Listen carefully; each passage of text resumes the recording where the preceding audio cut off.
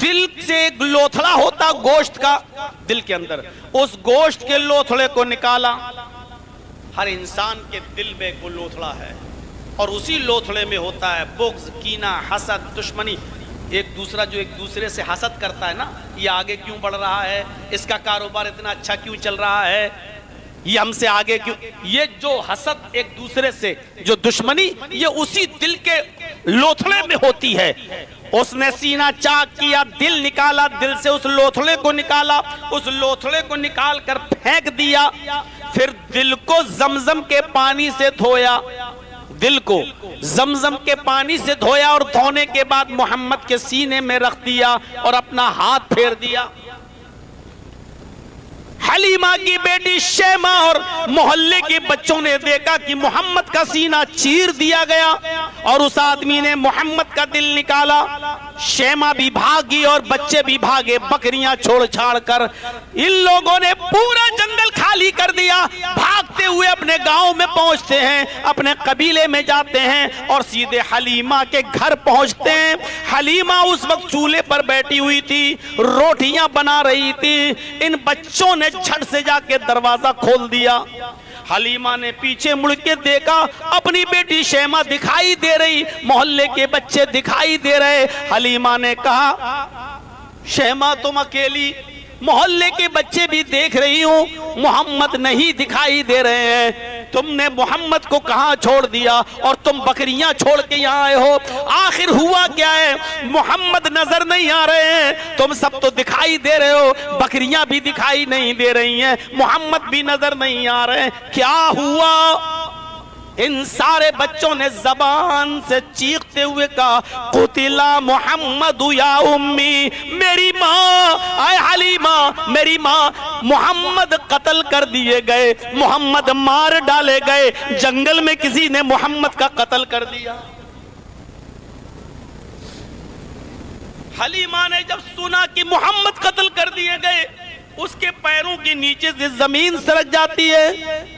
میں عبد المطلب کو کیا جواب دوں گی، میں آمینہ کو کیا جواب دوں گی؟ بھاگتی ہوئی جنگل کی طرف گئی.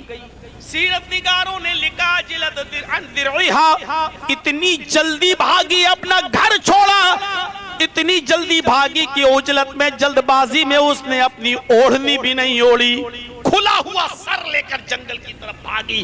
بال کھلے ہوئے ہیں، اوڑھنی نہیں اوڑھی، وہ جنگل کی طرف بھاگتی ہے. وہ جنگل میں جاتی ہے، کبھی اس پہاڑی پہ چڑھتی ہے، کبھی اس جھاڑی میں جھانکتی ہے. محمد قتل کر دیے گئے تو محمد کی لاش کہاں ہے؟ محمد کہاں ہے؟ ارے ہمیں زندہ نہیں تو کم سے کم لاش ہی نظر آ جائے، ہمیں تو لاش بھی نہیں دکھائی دے رہی ہے. ارے بچوں نے بتایا محمد قتل کر دیے گئے، یہاں تو محمد ہی نہیں دکھائی دے رہے ہیں، محمد کی لاش بھی نظر نہیں آ رہی ہے. زمین کھا گئی، آسمان نگل گیا. ابھی وہ اسی سوچ میں تھی کہ کیا دیکھتی ہے، پہاڑ کے دامن کے پاس محمد ابن عبداللہ ہیں اور خرامہ خرامہ ٹہلتے ہوئے چلے آ رہے ہیں. کچھ کمزوری ہے، چہرہ پیلا پڑا ہوا ہے، لیکن ٹہلتے ہوئے چلے آ رہے ہیں. حلیمہ کی نظر ٹہلتے ہوئے محمد پر پڑی، دوڑتی ہوئی گئی اور محمد کو پکڑ کر اپنے سینے سے لگایا. بیٹے کیا ہوا تمہارے ساتھ؟ چہرے کا رنگ پیلا کیوں ہے؟ اتنی کمزوری تمہیں کیوں آ گئی ہے؟ آخر ہوا کیا تمہارے ساتھ؟ محمد ابن عبداللہ جن کی عمر 6 سال ہے جواب دیتے ماں مجھے کچھ نہیں معلوم، بس اتنا جانتا ہوں کہ ایک آدمی آیا، اس نے مجھ سے نام پوچھا، میں نے نام بتایا، وہ مجھے پہاڑ کے دامن میں لایا، اس نے مجھے لٹایا، اس نے میرا سینہ چاک کیا، میرا دل نکالا اور دل سے گوشت کا ایک ٹکڑا نکال کر باہر پھینکا، دل کو دھویا اور دھونے کے بعد اس نے سینے میں رکھ دیا اور ہاتھ پھیر دیا. یہ کیا بول رہا ہے؟ سینہ چاک کر دیا. جس کا سینہ چاک کیا جائے وہ زندہ بھی بچتا ہے. بیٹے تمہارا دل نکالا؟ ہاں ماں. کیا تمہیں معلوم ہے وہ دل ہی تھا؟ ہاں ماں. اس نے گوشت کا لوتھڑا پھینکا، یہ بھی تمہیں معلوم ہے؟ ہاں. اس نے تمہارے دل کو پانی سے دھویا؟ ہاں ماں میں یہ سب دیکھ رہا تھا. اس نے تمہارے دل کو دھونے کے بعد سینے میں بھی رکھ دیا. ہاں ماں مجھے یاد ہے. اس نے ہاتھ پھیرا اور تم ٹہلنے لگے. ہاں ماں مجھے کوئی تکلیف نہیں ہوئی. کہا بیٹے اب میں تمہیں اپنے گھر نہیں رکھ سکتی. ایسی ایسی باتیں بتا رہے ہو جو یقین نہ جس کا کیا جا سکے. اگر کوئی بڑا حادثہ تمہارے ساتھ ہو گیا تو میں تمہارے دادا کو کیا جواب دوں گی, تمہاری ماں کو کیا جواب دوں گی. چلو تم میرے ساتھ. حلیمہ اپنے گھر لے گئی, بوریا بستر باندھا اور محمد ابن عبداللہ کو پکڑا اور اپنی سواری پر بیٹھی اور سیدھے مکے کی طرف آتی اور کہتی ہے آمینہ اپنا بیٹا سنبھال, آمینہ اپنا بیٹا سنبھال. دل تو نہیں کرتا اس بچے کو واپس کروں, لیکن کریں کیا. ایسی ایسی باتیں بتاتا ہے جو یقین میں نہ آئے. دل گوارا نہیں کرتا, لیکن اس کے آنے سے میرے گھر میں برکتیں بہت ہو رہی ہیں.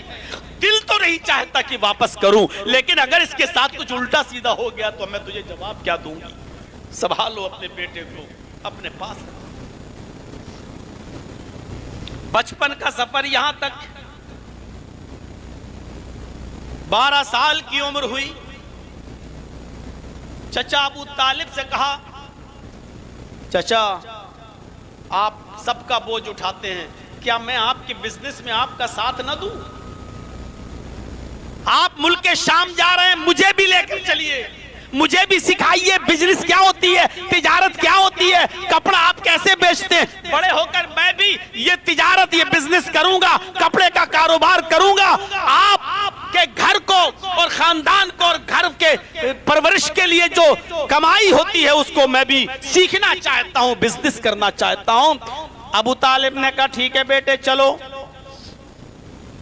ملک شام کی طرف لے کے جا رہے ہیں. راستے میں جنگل پڑتا ہے, اس جنگل میں رک جاتے ہیں. اس جنگل میں ایک گرجا ہے, گرجا عیسائیوں کا گرجا. اس گرجے کی چھت کے اوپر ایک راہب بیٹھا ہے جس کا نام بحیرہ ہے, جس کا لقب بحیرہ ہے. وہ اس قافلے کی طرف نظر ڈالتا ہے. 12 سال کے بچے کو دیکھتا ہے تو دیکھتا رہ گیا. اس نے پورے قافلے والوں کی دعوت کر دی, تم سب آج دوپہر کا کھانا ہمارے ہاں کھاؤ گے. سارے لوگ کھانا کھانے چلے گئے. ابو طالب نے محمد سے کہا بیٹے تم سامان کے پاس بیٹھے رہو, تم بچے ہو, تم کیا کرو گے وہاں جا کر؟ ہم کھانا کھائیں گے اور تمہارا کھانا وہاں سے لے کر آئیں گے, تم بعد میں کھانا کھا لینا, ابھی ہمارے سامان کی دیکھ ریکھ کرو, یہیں بیٹھ جاؤ. یہ سارے کے سارے لوگ جو مکے سے چلے تھے اس بحیرہ کے گرجا میں جاتے ہیں. کھانا لگ چکا تھا. بحیرہ نے کہا کہ تمہارے ساتھ ایک چھوٹا بچہ بھی تھا. ابو طالب نے کہا ہاں میرے ساتھ چھوٹا بچہ بھی تھا. کیا ہوا؟ کہا اس بچے کو لے کر نہیں آئے ہو. ابو طالب نے کہا کہ وہ ہمارے سامان پر بیٹھا ہوا ہے, ہم کھانا کھا کر جائیں گے, اس کا کھانا آپ دے دیجئے گا, وہ بچہ وہیں کھانا کھا لے گا.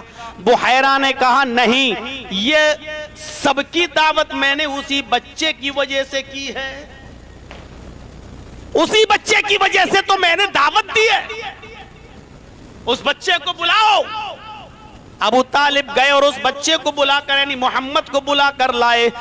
سارے لوگوں نے جب کھانا کھا لیا اور محمد ابن عبداللہ بھی جب کھانا کھا چکے, 12 سال کی عمر, کھانا کھانے کے بعد فارغ ہو کر جب یہ چلنے لگے تو سارے لوگ اپنے اپنے سامان کے پاس چلے گئے. ابو طالب کو روک لیا. بحیرہ نے کہا ابو طالب یہ بچہ کس کا ہے؟ یہ بچہ کس کا ہے؟ ابو طالب نے کہا یہ میرا بیٹا ہے. بحیرہ نے کہا ابو طالب تم جھوٹ بول رہے ہو, مجھے سچ سچ بتاؤ یہ بچہ کس کا ہے؟ ابو طالب نے کہا میں نے بتایا نا کہ یہ بچہ میرا ہے.